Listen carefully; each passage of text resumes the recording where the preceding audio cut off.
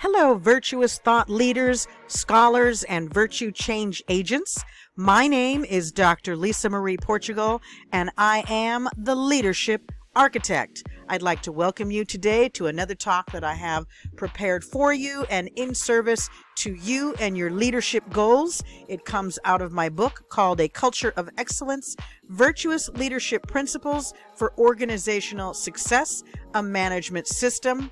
And the cover slide there depicts the 4 cardinal virtues: prudence, justice, fortitude, and temperance.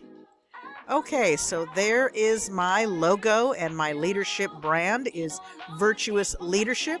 And as always, I'd like to invite you to think about your leadership brand and maybe design a logo for yourself. And I'd also like to invite you to live virtuously. Okay, so table of contents is here. We are going to talk about Dr. Portugal page, incompetent leadership characteristics, 8 traits of bad leadership, characteristics of organizational effectiveness, and then finally, conclusion, leadership matters. All right, there is my About page, and I'm not going to spend too much time there. You can take a look at that later if you like. So let's get into a quote here that I have from a really interesting article. You can see the citation there at the bottom. B. Tholen, 2022, The Virtues of Exemplary Moral Leadership, Lessons from Aristotle's Ethics. And I just love Aristotle's philosophy. Actually, Christianity, the church, was built on Aristotelian philosophy. Okay, so the virtues of the exemplary moral leader. By focusing on magnanimity, which is Aristotle's virtue of the great, right? Meaning greatness, and we can achieve greatness in ourselves, in others that we lead, in our society, our communities, and our nation when we practice virtue building. All of the virtues together, and let me go backwards so you can see this is why my logo is so important to me. All of these virtues together can build greatness within the self or within our communities, right? So as we work on each one of these areas, fortitude, counsel, justice, prudence, understanding, respect for others, self-control, courage, piety, wisdom, charity, humility, and temperance. And as we grow in those virtues, we can have the magnanimity, which is the virtue of greatness. Okay, so let's get back to that quote. So by focusing on magnanimity, which was Aristotle's virtue of the great, conceptual virtue ethical analysis results in specific lessons for the ethical manager who wants to lead by example. Beautiful, right? So I hope that I'm leading by example for you today as well, and modeling how you might go out into the community, into society and our nation, and become the leader that you are, and help others improve as well and reach their greatness. All right, so now we are on incompetent leadership characteristics. So some of these words look pretty good, right? But I'm going to go through them with you. Some dimensions related to incompetent leadership can involve the following characteristics. Dutiful. This can be someone who is overly concerned with pleasing leaders in higher ranks. Diligent. This can be someone who is micromanaging and over-controlling. I know I don't like that type of leader. Imaginative. Poor decisions and ideas. Colorful. To be at the center of attention, manages by crisis. We don't like that. Mischievous. This is someone who is constantly lying and careless about commitments. Arrogant. Feelings of entitlement and narcissistic. Leisurely. Meanness and passive aggressive. Reserved. This can be someone who has an insensitivity to moral issues and may be a poor communicator.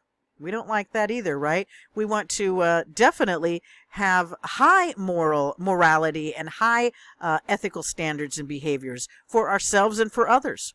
Skeptical. This can be someone who is vindictive and or mistrustful. Cautious.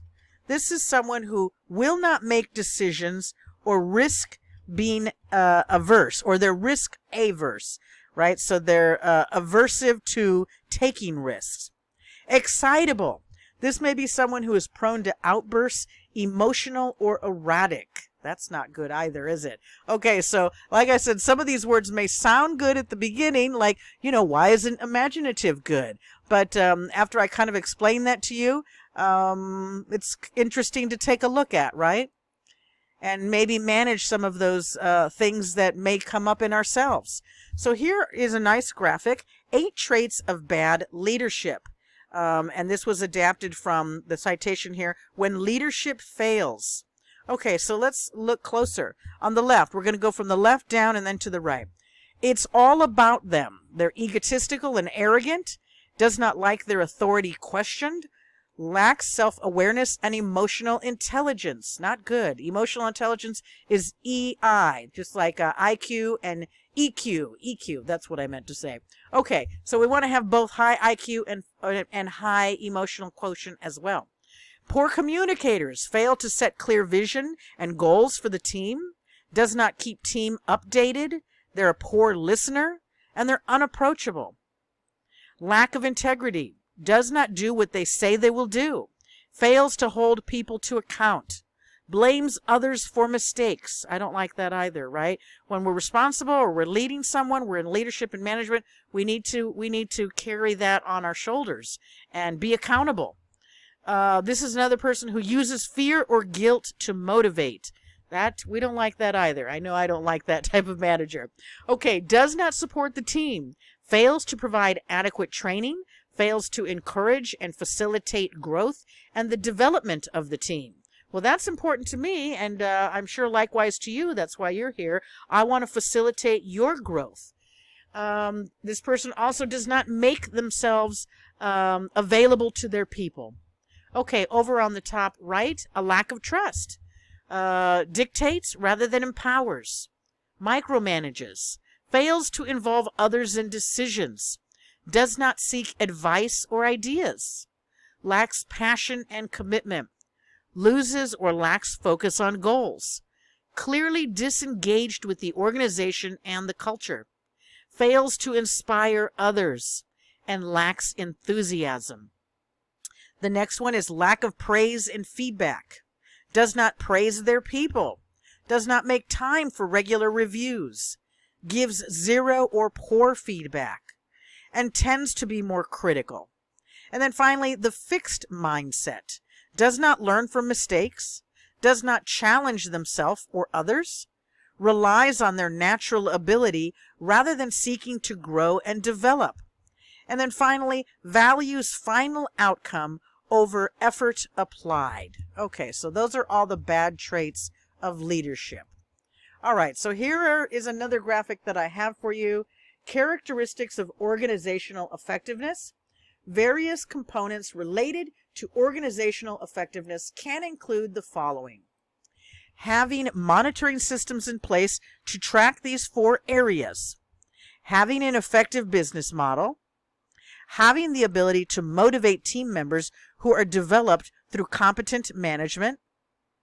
Hiring competent management based upon reliable and effective selective procedures. And hiring talented team members found through reliable and effective selection procedures. Okay, so now let's move on to the next slide. Leadership model for effectiveness. This model, or this graphic, represents a leadership model for effectiveness that includes individuals, systems, internal and external components. And there is the citation at the bottom from Regents, University of Minnesota, the leadership model.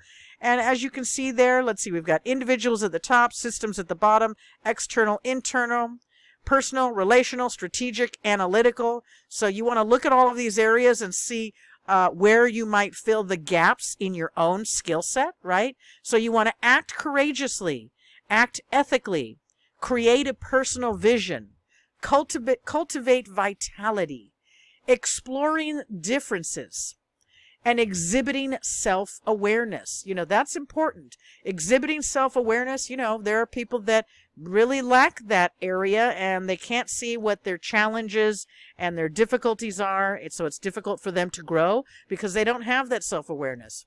All right, over on the top right, leading with empathy, communicating effectively, following and leading. What makes a good leader? Someone who can also follow.